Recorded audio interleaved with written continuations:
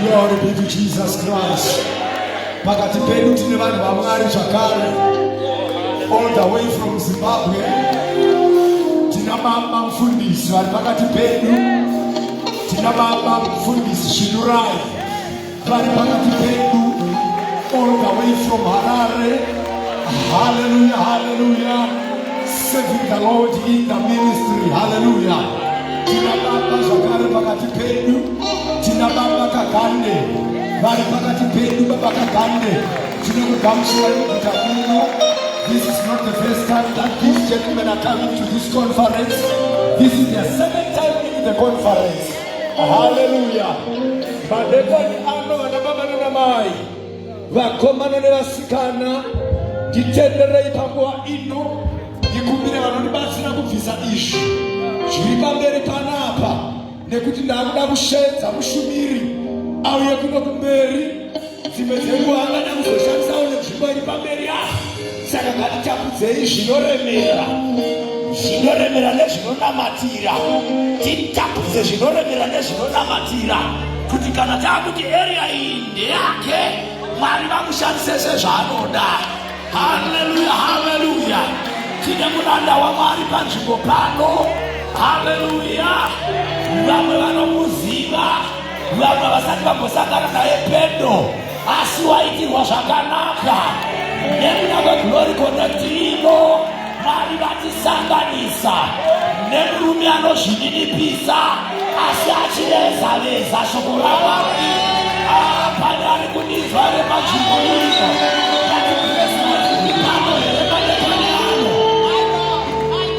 Haleluya. Kuzvininipisa ndopamusha. Murume womudzimai mumwe chete. Vana vatatu. My age mate. Panandinzwa here. My age mate is slightly younger than myself. Very humble. Hallelujah. Hallelujah, hallelujah. All the way from Harare. All the way from Zimbabwe. Let me welcome to the podium our great esteemed evangelist Barry.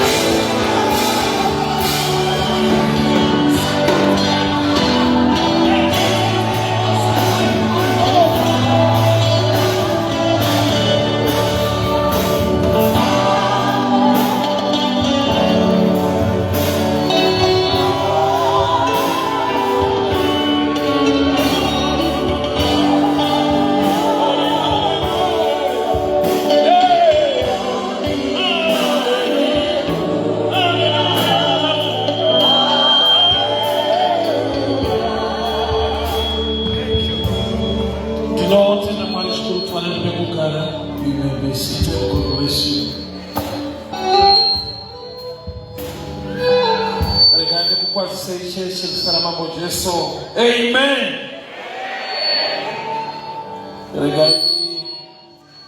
Kamushiri vana vaduku Sunday school yatinayo mayouth. Vana baba nana mai nzwa kugamuchirwa na mbuya nana sekuru nzwa kugamuchirwa. Regai ndiremekedzawo zvakasarudzika vafundisi vese vari pakati pedu. President Mr. Mambo Jesu. Amen. Zvakanaka tiremekedze the host Nyasha Zemusha mfundisi makumbi na mai Mr. Mambo Jesu. Amen. Ndinotenda Mwari nekuda kwenyasha ndokumbira kana tiri muverengi Joshua chapter 2. Joshua chapter 2 verse 3. Joshua chapter 2 verse 3.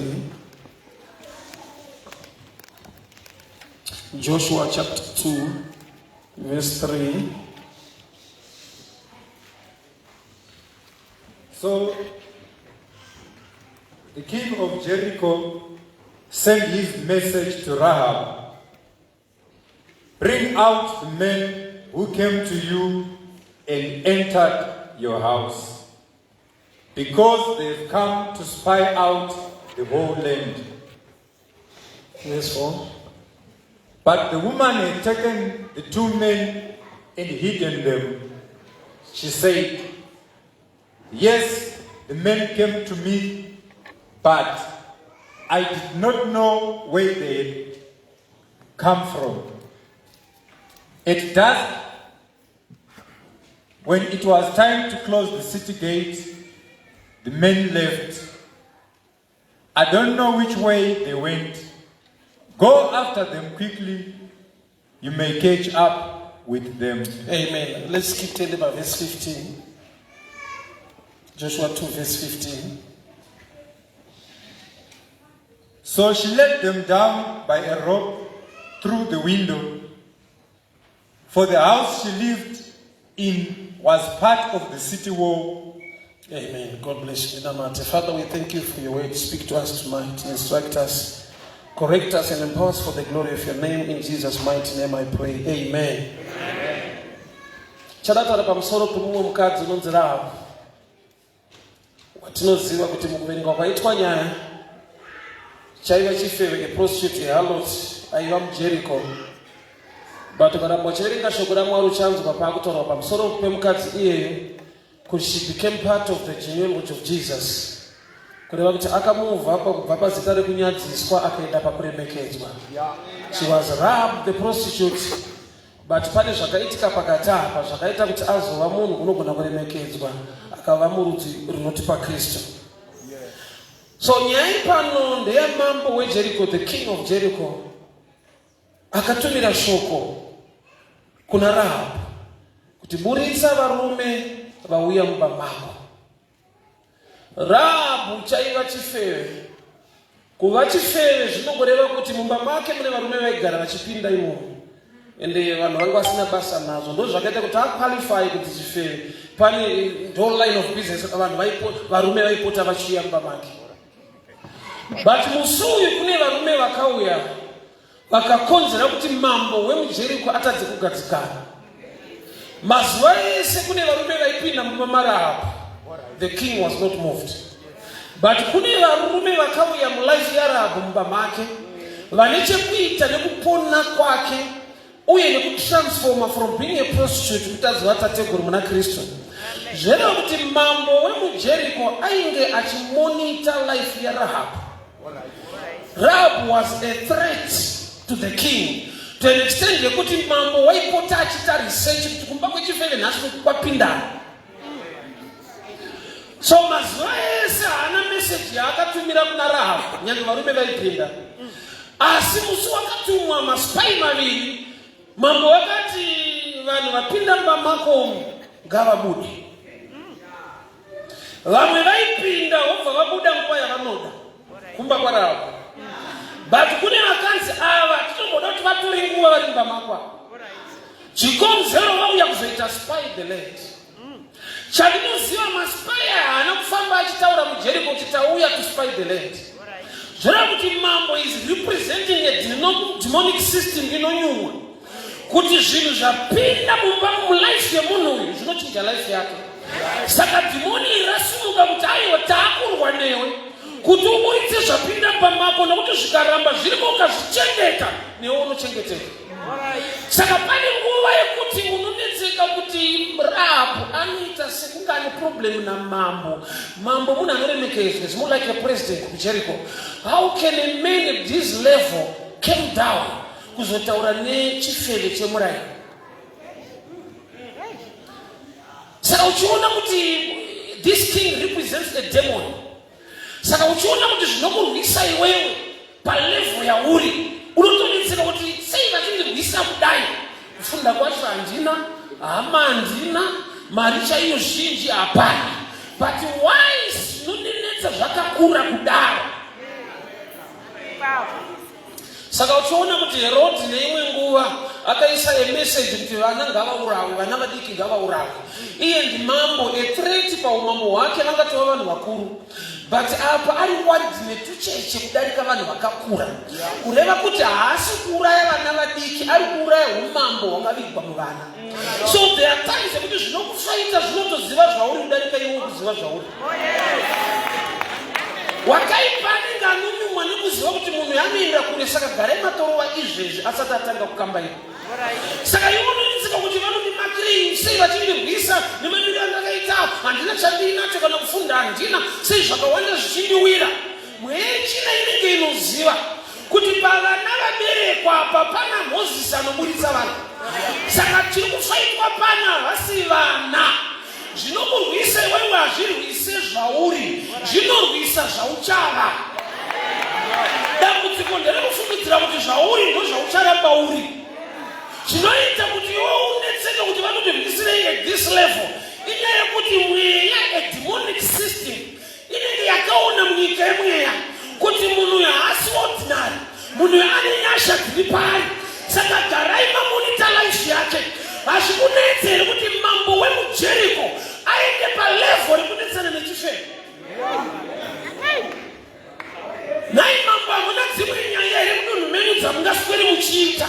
Hamuna madevelopments ekuvaka guta renyu hamungaswere muchidiscussa? Sei pese masiya zvinokosha zvese mukapota maakutaimira kumba kwaRahabu? Which means Rahabu nekuda kwedestiny yake nefuture yake kuti achava mulineage yemumambo hwaJesu. Mambo vaiona umambo kwete chifeve.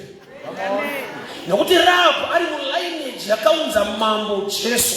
Saka zveumambo muna Rahabu zvirimo, but muna today, muna nhasi, she is just an ordinary prostitute. So chinorwa newe dzimwe nguva chinotoziva. Dambudziko nderekuti iwewe hauzive, hauna mweya wekunzvera, hauna chinokupa meso emweya yekuona. Nokuti zvauri handizvo zvauri iprocess yezvauchava. Mhuka inonzi butterfly pane painotombova gonye chairo risina mapapiro.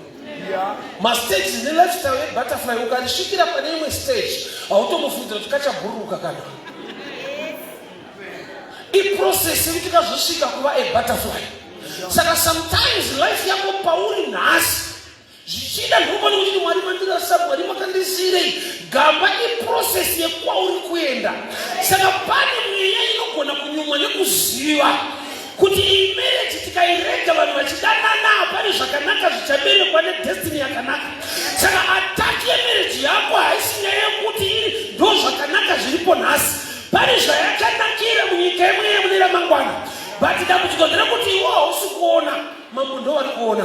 But ndinofara kuti Rahabu anakaita chiviri. Ukazoona chifeve chemuguta chakunyepera president wemuguta kuriska. Why? Because mambo ane masoja, ane maCIO, ane maCID, anogona kuti pindai mumbo munotsvaga zvaari kuti hamuna. Sei mambo vakagutsikana pavakanzi naRahabu hamuna ndinakuvaona. Ino Bible rati akaraviga mumba make. Handizivi kuti ainoja marumu mangani. But zvingatadza here kuti mambo weguta asaine kana masoja ake kuti endai munosecha tibati chokwadi. So ndiri kuona kuti chiviri chakaitwa naRahabu chakamuita kuti ave nedzimwe nyasha dzekuteererwa iye ari chifeve. Mambo sei magutsikana nevhangeri rechifeve? Uyo haasisiri chifeve, nokuti varume vapinda pamake vane nyasha dzekuti ari chifeve kudaro namambo achasvika pakumuteerera. aiwa, let's balance this matter. Mambo wemuguta woudzwa ndichifei varume hanzi vapinda mba mambo chikufeo cho chati handina kuvaona mambo obva ati tsokei kwandirisecha sei vagutsikana nemeseji yarahabu nenyaya yekuti varume vari mumba vane nyasha dzavapinda nadzo dzekuti Rahabu haasisiri chifeve pameso pamambo. She is now elect with authority wekuti kana ataura the king will bow. So wapopinda vanhu pano pouya masoja mapurisa kuti mune vanhu vapinda vaburisei tota aiwa vana kupinda muno motai anevhetoenda aiwa tinoziva vachituda kupinda tinosesha mosta vaona vachipinda. Sei Rahabu ane power rekuti akataura mambo chaiye anonzwa kuti aiwa hasi kunyepa yet aitonyepa varume havavigwa varimo mumba but varume vari mumba havasi vanhu vari ordinary, vanhu vari pamisheni yaJehovha. Chandinoziva ukachengeta zvaMwari zvinokuchengeta. Ukatora chaMwari ukadhavhidhi unoti ndakariviga mumwoyo mangu kuti ndiregere kukutadzirai. Shoko nderekunzwa korakuvigirwei rawanzwa iroro rinoteverwa zvekuti ukasarichengetedza iwewe unoriburisa futi iwewe nokuti kune mweya inotoziva kuti raaparidzirwa rinomuchinja. Saka tumai vanhu vanoridhaivheta nekurishandura kusvika tagona kumata. Wakaipa atadzise Mwari kukukomborera vanotadzisa iwewe kuva taipi inokomborereka. Kenana ibviswe amusvike chakarongwa naMwari kuti ndechako chinoramba chiripo, but iwewe wacho semunhu kuti usvike pachiri pane nyaya. Rahabu, she's a risk taker. Anomira padhoo remba yake oudza mambo weJericho, the king of Jericho, nebatalioni yake kuti handina kuvaona. Amiisho tosaruka sokuti it's okay taweti. Yeti varume imagine vakapinda mumba vakasesha. Aiwa wana. But Bible not Rahabu akavaviga, she hid them. By nature chifeve hachiprotecti varume chinoparadza. So kana vatishivaziya harlot kurati varume apo vakatopinda mumba make pakava nechange yelifestyle. RaMwari rikapinda mauri rinooneka neshanduko. Zvawaiva handizvo zvaunoramba uri. RaJehovha rikapinda mauri tinoona nekarekta kushanduka kwayo. Haurambe uchiita zvemazuva ese. So akavaviga mumba make, but vari kudiwa namambo kuti ranzi ngavaburiswe. Raunochengeta mauri rinokuchengeta kuti uzova zvaunofanirwa kuva. Why? Because Rahabu akaririsa varume ava vakaenda. Jericho iri kudonha kaichatendererwa. Uchaona kuti naRahabu anofa paaifanirwa kupona nokuti akatadza kuchengetedza zvinoponesa upenyu hwake. Ini ndinochallengwa newisdom dzaJoshua. Because kana atuma varume 12 sei vasina kusvikira kumba kwemwe munhu ari naye. Why a prostitute serves? Hamuna here vanhu vari beta vane magood characters vanonzwisisika than kuti atume varume 2 kuti vaende kumba kwechifeve. Sei atrasta kuchifeve. Chimwe chinhu chandakaona mapurisa achaiwana achitsvaka mbavha muarea vakatsvaga kunowanikwa zvifeve vakataura nazvo mbavha dzobatika. Vane tsike kuti kana vaba vanozodya mari nezvifeve izvozvo. So Joshua unotoziva kuti chifeve chine information. Not they want to spy the land, not the person. But enda musingatsvage ministry of lands if you want to spy the land and get information about the land. Why the prostitute? Zvakatoongororwa kuti itsika yevanhu kuti unoziva kuti chifeve chine information. Why? Because itoshasha kana dzine mari dzinotaura nyaya dzese ikoko. You know, the information is scarcely on a minister in parliament. It is scarcely a chief. Chief, you know, the cat is a cat or whatever cat a purchase for belief. She got to see you. No, but I don't remember. Joshua wakaita research papa kuti atidi ministry of land to spy the land. Toda kuenda kunoswera ministry of land.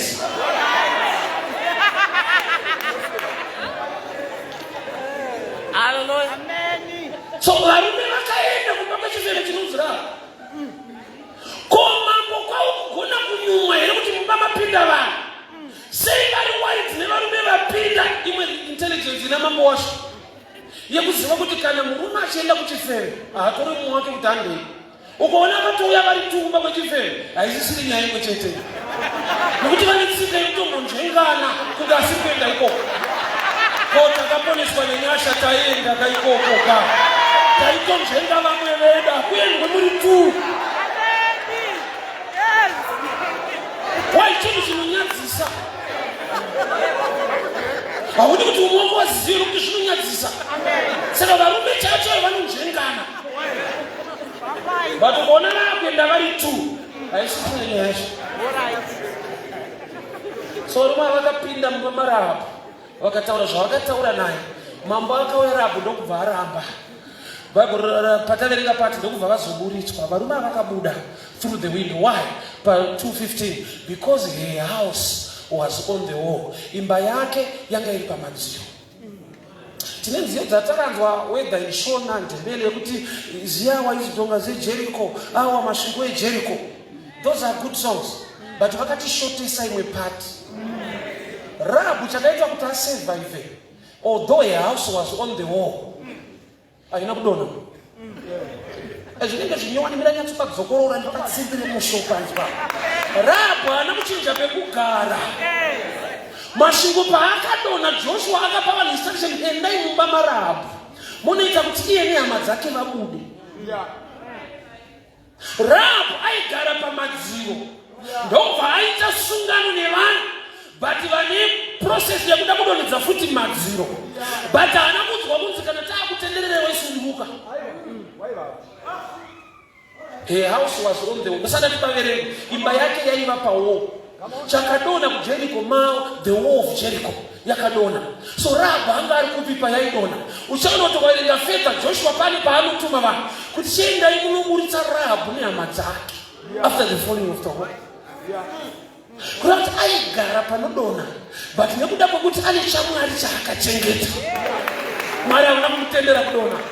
Foundation yakaita earthquake yewo yese but there was a part that was spared. Kuna kuti sungano naJehovha hainei kuti uri papi unoshanda kopi wakaberekwa dzinza ripi. Mwari anoita kuti iwewe sedunga munhu akatenda muna Jehovha you will continue to stand in the times of earthquake.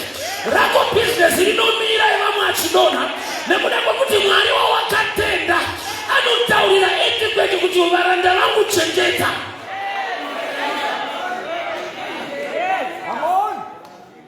Ane testimony yekuti pakadona masvingo eJericho ndopandaitogara but ndiripo nhasi. Haana kuti chinja pekugara akachinja maitiro akagara pasikaiti. The character of men sometimes don't betray kuti asachieve zvaakanzi naMwari anoachieve. Uno wemunhu the character of men sometimes inotadzisa munhu kuti awane zvaakanzi naMwari anowana. Imagine dai Rahabhu akaramba ari musame business pakaiva varume aiparara but she changed her character while she was living on the wall. Pauri iwewe hapana kunaka but una Mwari akanaka achakuchengeta uripa. Secret iripo chichengeta zvaMwari namata Mwari tenda Mwari gara uchitsvaka nyasha dzaMwari nekuda kwekuti pawakagara pacho pari kurongerwa kuparara nekudonha but kana Jehovha ari rutivi rwako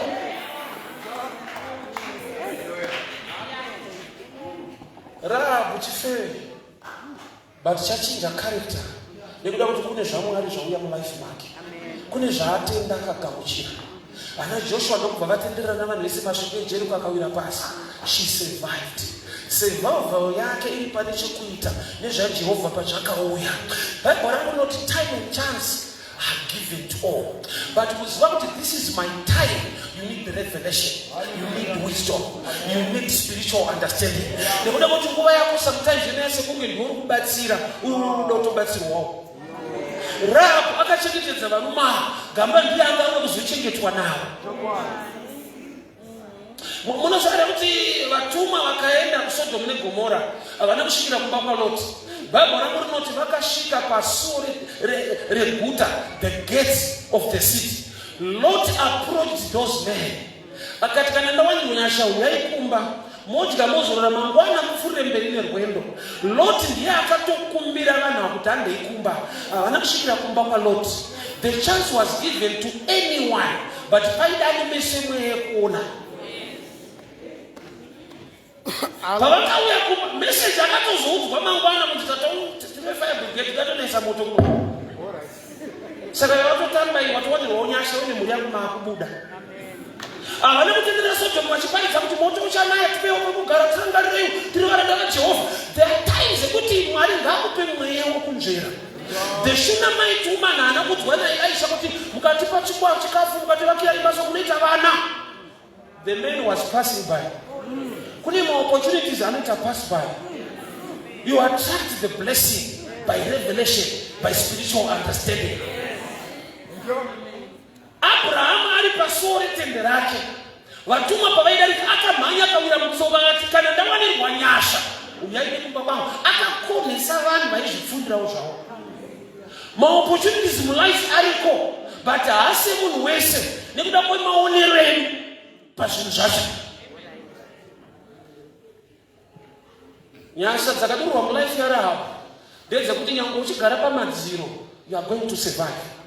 Ane character yaakaratidza, ane zvamwari zvakaya mulife akazvichengetedza.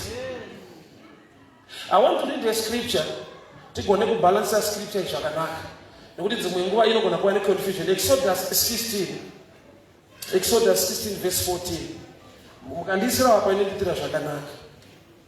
Pane nyaya ndinoda kubalansisa panapa. Exodus 16 verse 14. When the dew was gone up, thin like flakes roast on the ground appeared on the desert floor. And there was a splash. When the Israelites saw it, they said to each other, "What is this?" For they did know what it was. Moses said to them, "It is the bread that the Lord has given you to eat." Saying popular manna from heaven. And Israel manna. And not was anything coming from heaven. Yeah. There was something rising up. And manna appeared on the ground. Exactly. When dew was gone up, and that was when something came down. Yeah. Dova parakasimuka ichienda. Pane zvakaonekwa pa desert floor. Yeah. VaIsrael what is this nokuda kuti manna? Zvoreva kuti patinoti manna from heaven, we are right by knowing zvakabva kuna Mwari. But we are not right pakusaunderstanda kuti nyange zvakabva kuna Mwari. Pane zvakaitika panyika kuti zvokwamwari zvioneke. Pane zvakaita rise. Pane zvakasimuka. Dova parakasimuka, they appeared on the ground. Kureva kuti they were already given, but it was covered by dew. Saka dova parakasimuka ndopa vakaona zvavakapiwa. Zvona dzimwe nguva une chawakatopiwa, but there is nothing that is rising towards the things of God. Adam anga asina mukadzi. Mwari pavakatsvaga mukadzi wokupa Adam, vakamuwana muna Adam. Vanhu vasina zvinhu vane zvinhu wena. Ndozvazvoreva kare. Tine vanhu vasina mari vane mari isingaite. Wega unozvinzwa sokuti ndandisina munhu amuba zvinhu zvanokudhanya hazvo pakati yacho. Munhu zvanosensa so kuti haisi life yangu chaichayo. Spiritually unotonyumwa, but you need to understand chii chinofanira kunge chichiitika. Adamu anga asina mukadzi ari ega. Mwari vakatsvaga mubatsiri akafanira kupa Adamu. Ndokubva vamuwana muna Adamu. Ndopanaka zoti vanhu vasina zvinhu vane zvinhu. So not to be. And the Lord God caused Adam to fall into a deep sleep. Mwari vakamuvatisa hope huru vakavhara rutivi rwake. vakatora mbabvu mahari. So you have what it takes iwewe, but unoda kuti Mwari vaopene upenyu hwako. The Lord opened Adam's side kuna kuti vakavhura flesh ndo inokava the spiritual blessing. Mafungire enyama, kurarama kwenyama kunokava chimweya chakaiswa naMwari mauri. Manna from heaven takazvijaira, read the process. Hapana chakaita fall from heaven. Ukareverenga ari kuti takatonaya, kwakanaya mana kutaura kwedu. The real process, manna was already on the ground but was covered by dew. So dova parakasimuka, they appeared, hapana kuti they reigned. That's why Mungu Mwari unosvika paanoti vanhu vangu vaparara nekushayiwa. Statement iyo inorwadza. Bozi Mwari haasi kuramba kuti itimu rangu, but anoti itimu rangu but rakuwara. Mwari anozoziva kuti anhu ndochikwata changu ichi. But vari patight. Pane knowledge inenge iri missing. I always tell people sitting vatoparidza kuti half truth is dangerous. And I would name that half truth, which means the truth must be complete. Thank you. Half truth is dangerous. You need complete truth. I'll give an example. Wafondera munhu uri kwauri uri kutengesa, wafondera munhu ari kuno Cape ane mari yako. Over ati mari yako ndinayo shamwari huya. Une guarantee yekuti anokupa enda ati huya.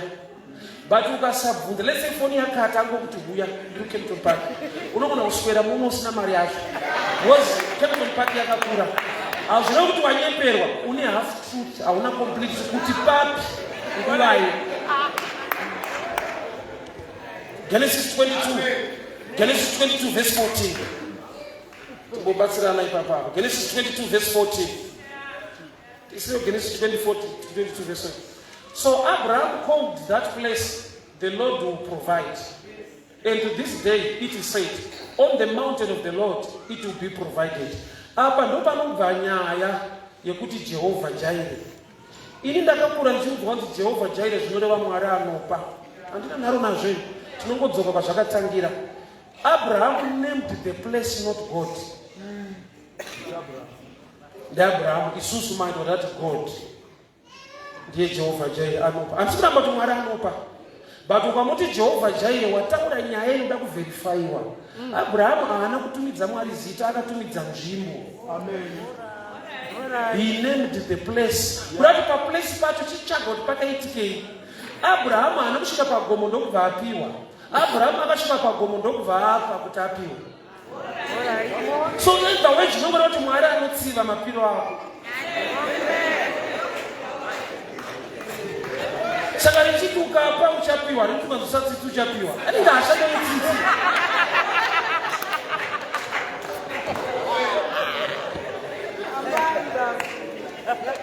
Let's balance scriptures tibatsirike zvakanaka. Amen. Half truth is dangerous. Icho kwadi Mwari anopa, but nyaya ndeyekuti kupa kwako kunodenda mapiro ake. Jehovah Jireh was the name of a place. Why kuti pa place pane zvakaitika. Come on. And it does not mean any place. What I'm going to mention Mishan. Pana Genesis 22 and 1 and 2. Genesis 22. Sometimes God tested Abraham and said to Abraham, here I am, and he replied, that's the thing. Take your son Isaac, whom you love, go to the region of Moriah. Region, not mountain. Region. Region is not in Jimbo Moria. Kwete Gomore Moria. Cinema song Gomore Moria. And see region of Moriah. Sacrifice him as a burnt offering on one of the mountains that I will tell you about. Moria was a region with many mountains. Unotoda Mwari kuti akuratidze gomo nokuti akawanda. So tuna machechi akawanda but pana Mwari inyasha ukawanda.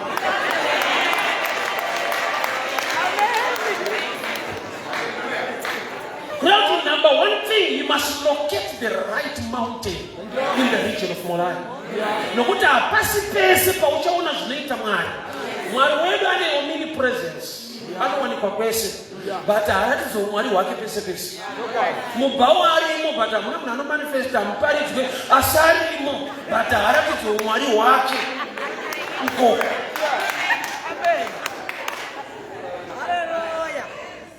I don't know why I'm going this way. Let's go.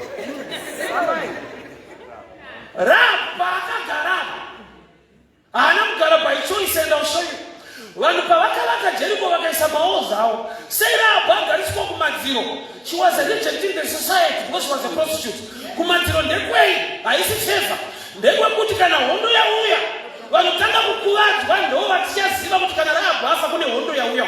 Rahabhu asi musoja. Sei mamuisa pajurawo. Mawatchmen eguta ndo vanofanirwa kugara pajurawo vachitarisa kuti kune hondo iri kuuya ino. But vakaita setup yekuti Rahabhu gara ikoko tinoda kusacrifice. Akaiswa paposition yekuti akuvari. But that position mwari wakamuonera nyasha. Unoziva dzimwe nguva pawakagadzikwa nebasa rawakapiwa nezvimwe zvauinazvo haisi neyekuti vanokuda. Vane zvavakatotemera saka vakakuisa ipapo. But wechinamata Mwari uri ipapo.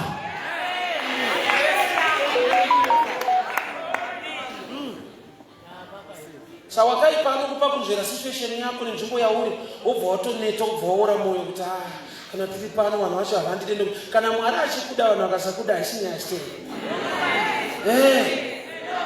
Iye kana ari rutivi rwako vanhu vakakusiya uchaona neimwe nguva vanhu vana kufarira kufidha mafundisi mubhaibheri. Saka kune mufundisi kana kuti Prophet Elisha akanzi Mwari enda kubako ikoko lokesheni kune vanhu. Kune profita sango kugara kumaraini kana kugara musango. Batari musango aidya zvinowanikwa kumaraini. Kuti kumaraini kwako kune vanhu vanezvinhu. But vasingade kufidha prophet. Saka Mwari nokuti kana profita wavo asingadiwe nevanhu ivo vachida profita wavo vanomusapulaya vega. Makungo aiuya nechingwa nenyama zviri pachena kuti hakuna makungo anobika nyama. Hakuna makungo anobika chingwa. Zvinhu zvevanhu.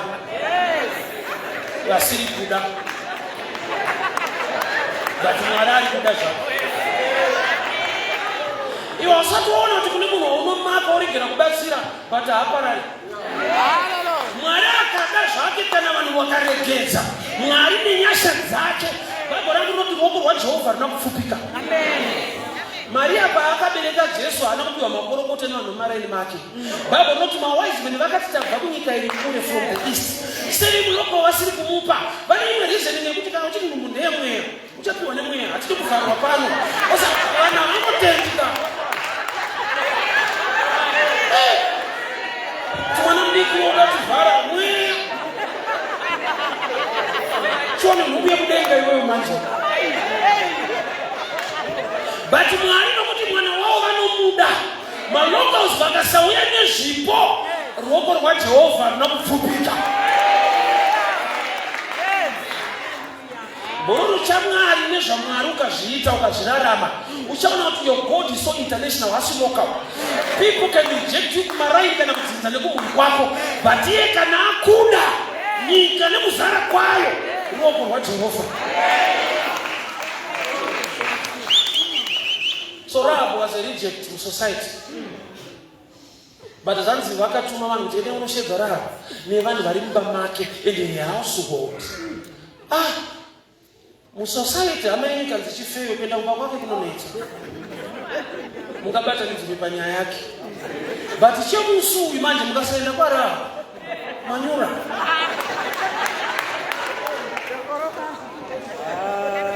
Mwari hakuna zvavanobhalansisa. Saka ndichida vhesi yekuti anosumudza marombe.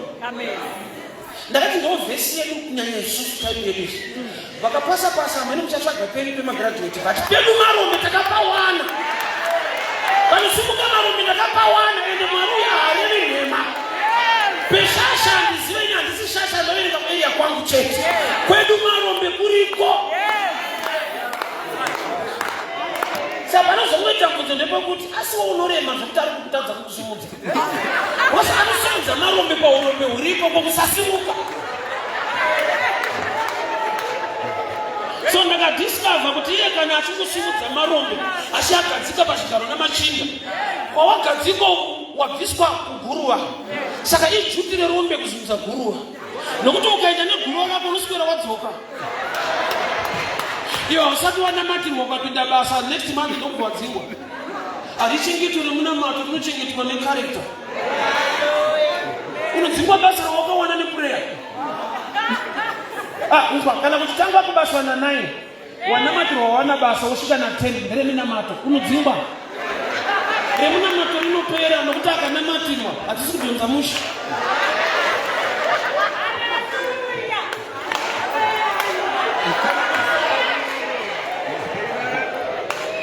Uzwa, I can't tell a statement. Did you know marriage balances one prayer and wisdom? Wapedza kunamatira imba yako chaka uchenjeri ruzivo kuti zvinofamba sei. I won't say the challenge with my wife. No one is immune to challenges. So adzimai yangu aita kwamba mangwana nonamata. Ende vainamata zvandainzwa. Mwari ndimi munoregerera vana vakangani maswine nyasha. Ndikati tiya wapedza kuriya tofanira kutaura. Kwakatadzira inyika. Aone kuroorwa nekirozika ndini. Hazvina kutiitira musi wetitaure.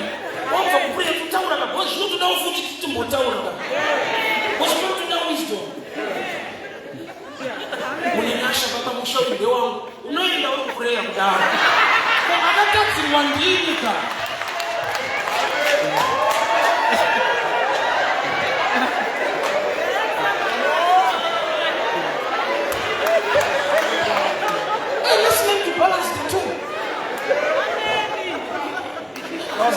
Wakuteacher marriage seminars. Mazuva acho kwairohwa songo vanhu vanomboexpressa mafeelings nemusic. Kwairohwa yateka kuregerera in advance. Kangu tikakatanga ndeibuda padzi bunde zvandekangwa. Tofanira kuchitaura chinhu ichi. Rabu wanerwa nyasha. Masipaya uya kumba mako vati kuvaliga ndiwe. I-choice, i-effort. Nakavaliga. She hid them. Grace rauya wakuprotecta nekuita zvinofanirwa kuita ndiwe. Uya kuchechi chinhu wani. Kuzokumburirwa wauya kuchechi kuziva zvaunofanirwa kuita urimo. PaBethsaida unogona kutoendapo ukaita 38 years. Uchinzwa matestimony emamwe.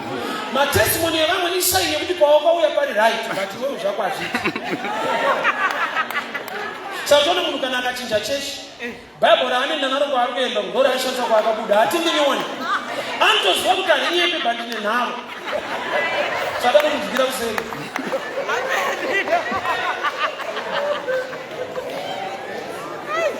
Rahabu chaita kuti asurvive. Nyangwe vaspai vaiyamba make by grace vakalokita yake vakauya. But ne-effort yake akavaviga. Akava ne-boldness yekufesa the king. Akaudza mambo. Ndazviziva kuti vari kuti kuriska. Kunyepera president chaiko kuriska. Kunyepera sabhuku chaiko kuriska. The king of Jericho was after Rahab. Zvinokumbisa zvakakurisa. Isai picture yekuti pane chikuru chiri mauri zvakutadzwa kuonewo muridzi. Sei mambo achida kuti vana vaurawe. Unotoziva kuti muvana makaiswa nyasha dzakakura. It's a matter of time. Saka ndaakudhila nawo sevana. Ukaenda kubhuku yaMatthew chapter 2. Unonzwa Joseph atudzwa in a dream kuti iwe uchitora mwana utize. Herod is after the child. Mwana ari kutizwa naye ndi Jesu wamasimba ose. Ari kunzimbotiza naye. Ndakakura ndichizwa kuti kana una mari hakuna paunoenda napaukamira ipapo. Zvakadarenga yekutiza. Kunotizwa uinaye. Why? He was a child. She had developed to become a son. Ndo paanouya kuzofesa the king. Oenda pacross. Apa asati agona kumake a decision. Arikuda protection ya Joseph. Mwari ngaatiudze zvekuita, ngatizive zvekuita. I always tell people the ropafadzo haisi mukuchema. Kuchema kunongodraw attention ya Mwari. Kuti mwana achema anetseka. The blessing side is in what you do. Isaiah Matthew 6 verse 6. Today I'm a teacher. Matthew 6 verse 6. But when you pray, go into your room, close the door, pray to the Father who is unseen. Then your Father who sees what is done in secret will reward you. So reward Ubayo, who is connected to seeing what is done. Yet teaching their prayer, talking. Yet the reward is my ways. The God, I know the God who hears. As nabuti kana wana mata mwarano, watu kana wana mata mwarano ona. What is done, not what is said. Come on. I'll download group example tangible. Mukomana akaprocha msikana ndoda kukurora ndazidi msikana nokuramba. Mukomana akadzokafta 2 years msikana yakarora. Zotaneta mvuzo kuti kondozha ndaitaura wani. Msikana ndoba anokutata ndakuramba zvawakataura. Ndairamba chaitaura. Kuti kwa waitaura ndaiona. Kuti imba ndoida bata apa ndonyura. Anoona. So the God who sees zvaunoita zvine nyaya paunochema kuti Mwari ndirangarirei vanonzwa munamato vanopindura munamati kunamata kuita zvinotaura Mwari munamato kutaura kuna Mwari and I will repeat Mwari vanonzwa munamato vanopindura munamati saka uchimidzika kuti havanzwire munamato vangu vakatonzwa vakamirira saidi rako rekunamata kwete remunamato ende kunamata ndokuita zvinotaura Mwari and the God who sees mukuchema kwako uri kuitei muimba yaJehovha Amari zviratidzei shoko renyu rinoti munoshamisa vanenge vachakukwenya nounoshamisa hauna zvauri kuita. The reward is connected to what is done. Someone what I'm waiting because ndakaomero indakarerwa nabereki vaenda kuzayochi. So abereki vangu vaiti mwanangu kana pachichi paitwa zvishandwa nemaplaces iwe mwana wechikora unachauya nacho. Make sure paholiday pamunovhara usarega pachechi pachihaiwa caretaker anocheka loan. Endai munoshanda pakereke yaJehovha. Ndakaseva Mwari nesimba rangu ndisina mari. Ndikatozoona kuti zvirimo mushoko kuti namata Mwari nemoyo wako wese nesimba rako. Amen. Pachechi panohaiwa munhu kuzoita zvinhu. Tine vanhu vanozvigona. Vari kumirira kuti Mwari achandisumudza rimwe gore. Come on. Zakaria baba vaJohn the Baptist akapindurwa munamato akatokura akwegura but aina kupindurwa achiita munamato zvanzi nguva yakakwana yekuti anogwena incense muhall of the holies arimo mutumwa ndokubva auya akamira kurutivi rweatari akati Mwari vanzwa munamato wako. The man was not praying, he was serving. Serving is praying.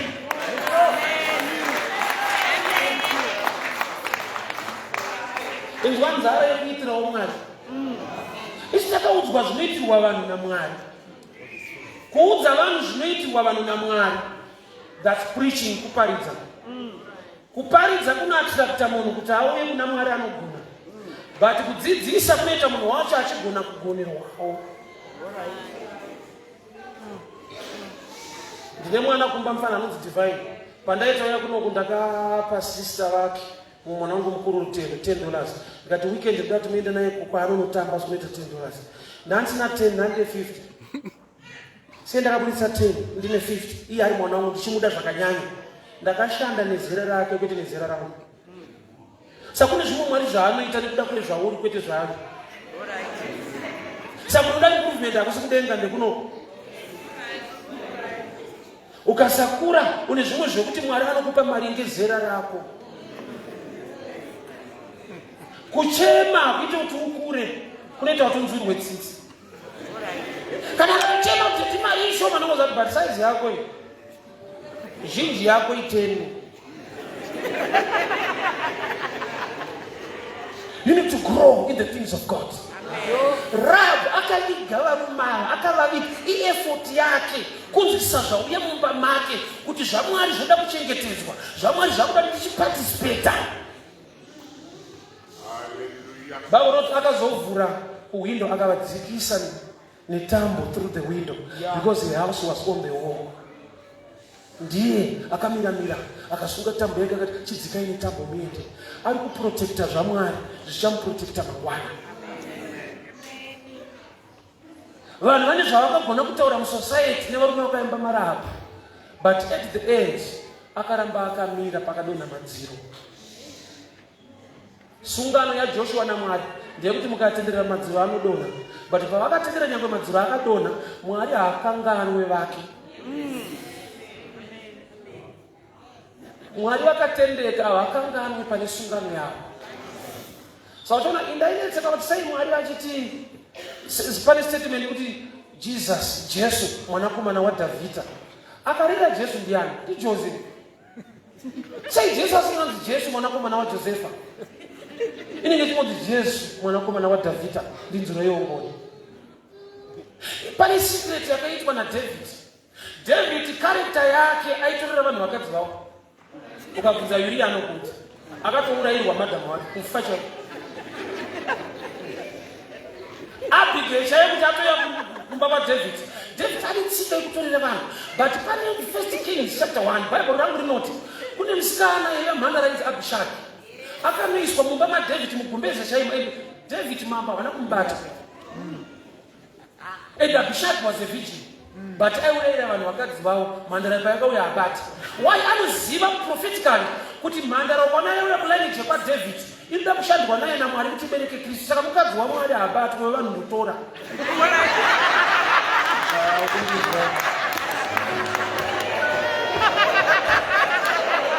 So Mwari havakanganwe David murume upa mwoyo wangu. Why? Because akandichengetera wangu.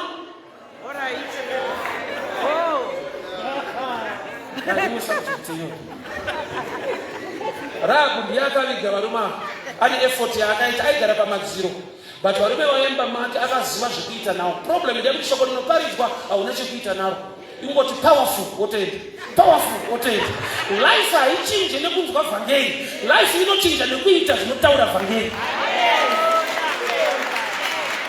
So the devil hakutadzise kunzwa, anokuchallenge pakuita.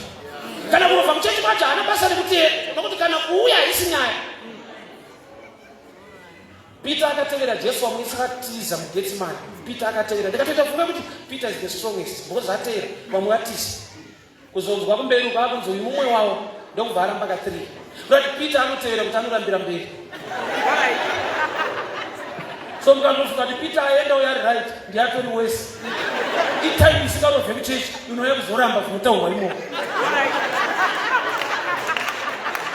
Izvo ndiso zvese nokuchingopikisa but uwe pano ende haubve. Chese chataurwa aiwa zvisiri zvefana kuti aiwa Jesu paakazodwa perfume vanhu vasina kufara ndo vanhu vaitevera Jesu wacho.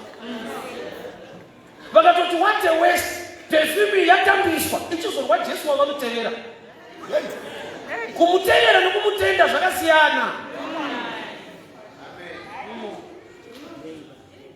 So munhu anogona kuva part of us but asingaite zvinodiwa pano.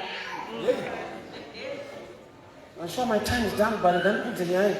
Ungangodaro wakagadzikwa pamadziro hapachatizika ndo zviripo, but unogona kubudiswa muma-effects edambudziko rochauya pamadziro.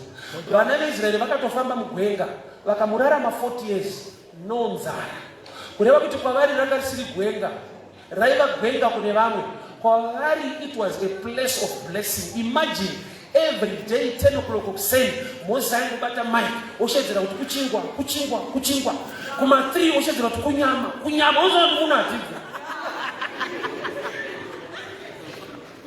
Zviuta zvaiuya vaisapulaiwa nyama, chingwa chaiuya vaisapulaiwa mana yavaidya. For 40 years vari mugwenga, gwenga harina kubva raita ma-effects against them.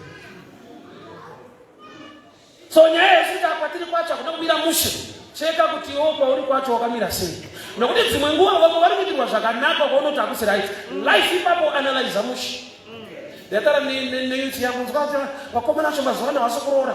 Ndikati chawataura ichi half truth. Mirira Saturday ndaipadzere Friday ndikati mangwana uchaona moto dzakasungirwa mabhaluni so kune munhu akutororwa mangwana. Iyo unopfunga kuti mazuva ano havarori iwewe. Ukaita that understanding unoita stubborn nechinokurwisa. Usageneralize everything. Ukanzi zviri sei usati zvakaoma hausambasada kuti mirire kuti ndakaomerwa.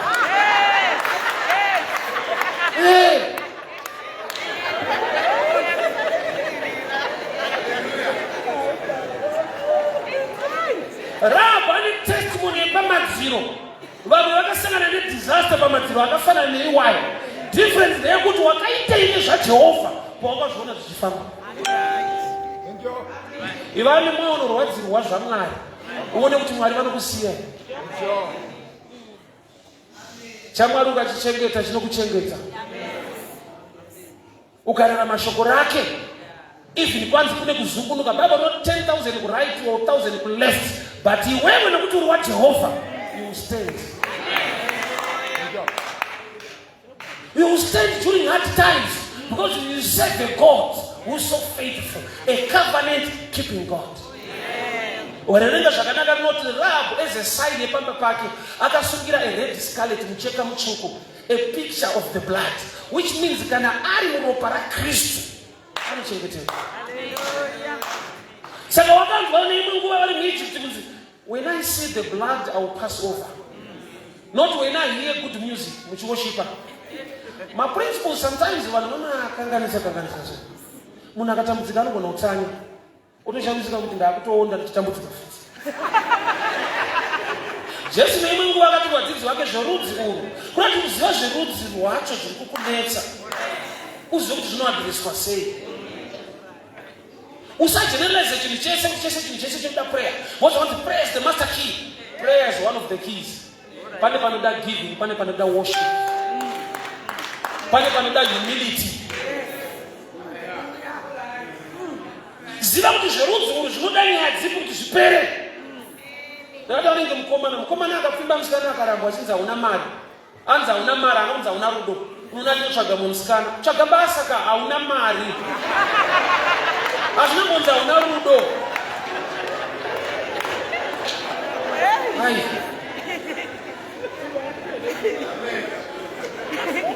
Situation yakwe chinamata Mwari vakuzivise vakuratidze kuti inoda kugadziswa nenyaya dzipi, nekuti tine vanhu vatiri kubata musoro life isingachinje, kwete nekuti munhu waMwari haana simba kana nyasha, but nyaya yake yada kuti abatwe mukati memusoro, yakubatwa pamusoro.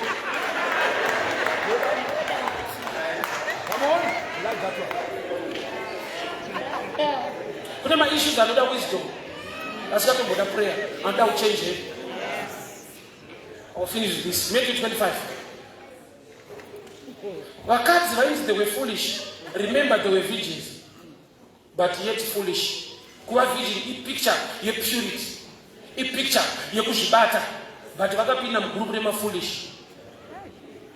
Why? Because vakapera mafuta marambo avo vakakumbira. Ino Bible rinototi kumbira unopiwa. Kune vakanyimwa vakanzi foolish. Learn to balance the scripture. Say what is foolish vakumbira. Kwa vanyima wase vasina kuatakwa kunzi ndevanonyima tinodzidzisa vanhu kupa. They were not supposed to ask for oil. Vaiva muwani romo vakamirira chikomba chiri kuyamba imomo. Chavaifanirwa kuita with wisdom avakumbire mafuta. Vanongoramba vakagara imomo vanoona nemarambiwa.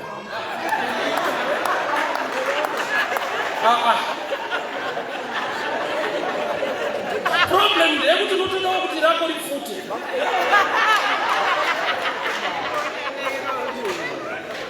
Unotoda kurira uriwa, unotoda mwamborira.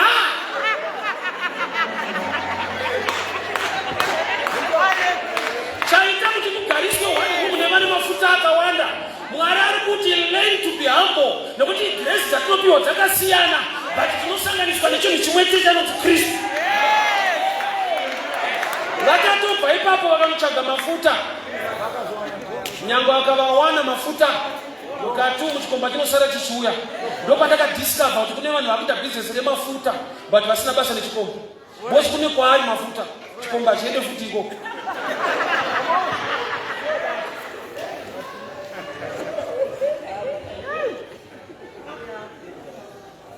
Rahab ari effort yaakaita. Uri kuitei? RaMwari rinoparidzwa, rinopinda mwoyo mako.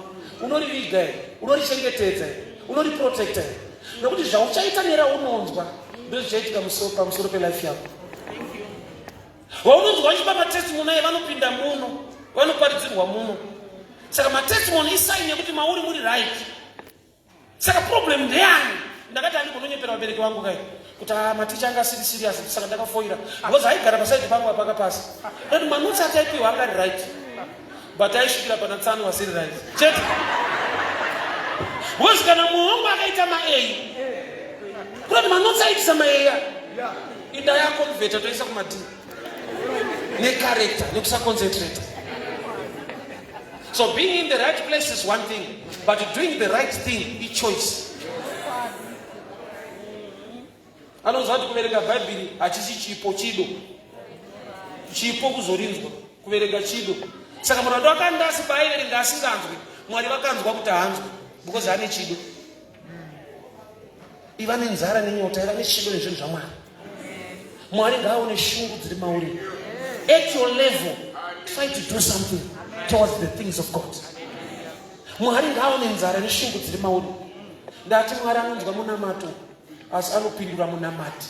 Munamati munhu anoita zvinotaura Mwari. Munamato munhu ari kutaura naMwari.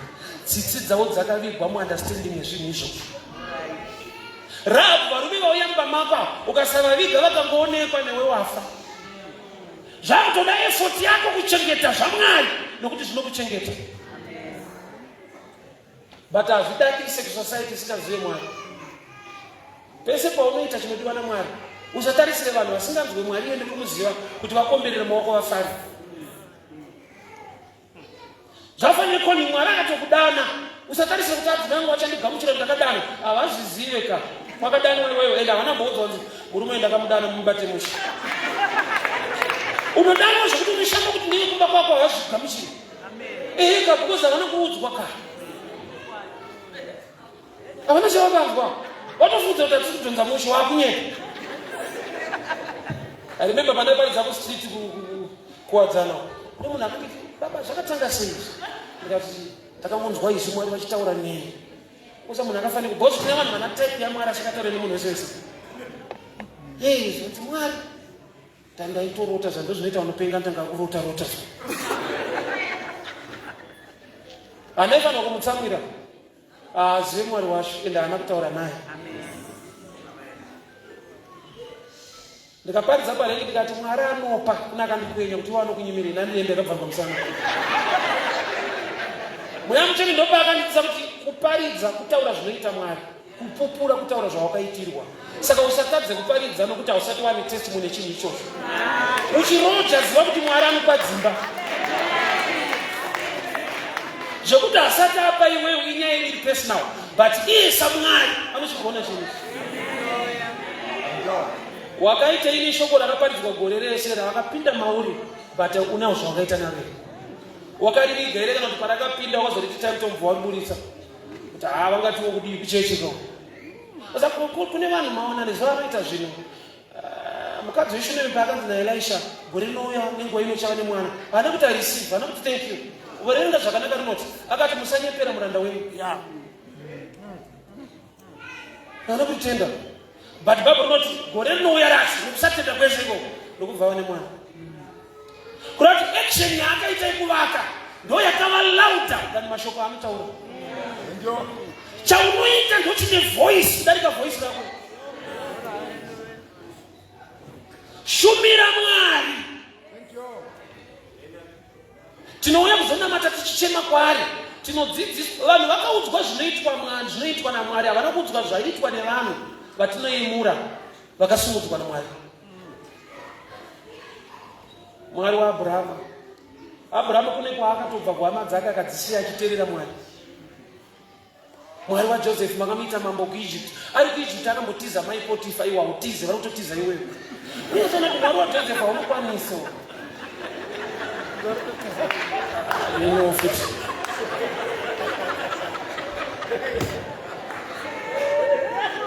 David haana kusumuka kumba chinouraya Goliath.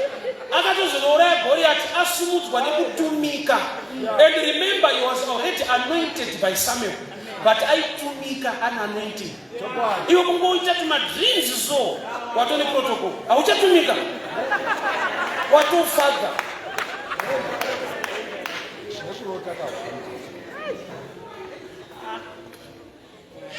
Kune mikana inopresentwa naMwari as a task kana kuti burden. Rebeka kuti aroorwa azova mukadzi waIsaac, akaita game yekuchera mvura akapa Eliaza akapangamira mvura. Hapana kushanda beauty, pakashanda power. Iwe chako chikavigwa kupawa unofira mubeauty momosina muntu. Pamwe apadi make up onda kuwa wake up kuziva zvekuita. I'm sure I'm done. I'm not talking about it. But I want us to stand so we can pray. Pray hapo ni yangu ndiye kuti Mwari rakapinda mumwoyo mangu rakaparidzwa gore rese radinonzwa. Show me what to do. Ashingaiti kuramba uchingonamatirwa ka nokuti Mwari anonzwa munamato but anopindura munamati. Reward iri ku action.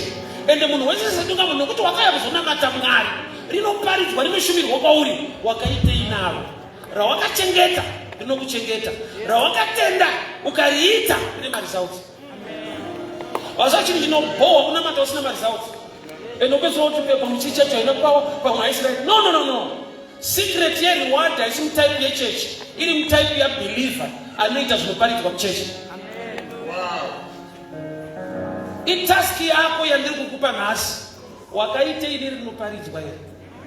Rakapinda mauri rikabuda risina action rawaita una. Wakaritenda musi watu kariti powerful yes. That yes na powerful no action. Saka panodona masvingo apa. Unodona. Zviri kuwira vekunyika zvinokuwira iwe uri muchechi. Nokuti nyangwe uri muchechi wafanana nevari panze. Nokuti rinoshumiro rwacho unorinzwa hariraramike.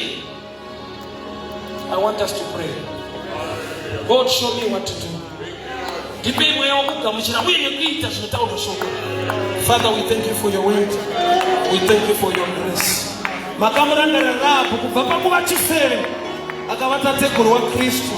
Ndiri kunamatira transformation kubva mumazita ekunyadziswa kusvika pakuremekedzwa, kubva pamazita ekutukwa nekusemwa kusvika pakusimudzirwa.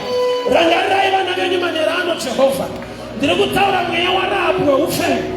Uregere kuramba wakabata mari dzake, wakabata basa rake. Ndataura kubatwa kwemari zhinji, kusumudzirwa pabusiness rake. Utano hwake ngaushandurwe Baba, nokuti kana ararama rinoshumirwa mune Mwari anochengeta. You are a covenant keeping God. You are a covenant keeping God. Hamukanganwe makatendeka. Nyika ingazungunuka asi venyu nokuti vari pachikomo cheZioni havasi kuzozungunuka Baba. Vakatenda mune Kristu Mwari wezvokwadi wakarurama wamasimba ose. Baba, ndataura nyasha, masvingo anogona kudona, ava havasi kuzodona. Ikonomi inogona kudona, rake business ngarichengetwe. Zvakawanda zviri kudona Baba, vana venyu vachapupura. They will stand, they will survive, they will not die, but they are going to live and declare the goodness of the Lord. I will not die, but I will live to proclaim the goodness of the Lord. Meriti yangu haifi, nitararama kuti ndogopupura kunanga kwa Jehova. Basa rangu haliwire pasi, richararama kuti ndogopupura kunanga kwa Jehova. Baba, ndataura nyasha, ndataura kudzikinurwa, ndataura sefa nezita la Jesu.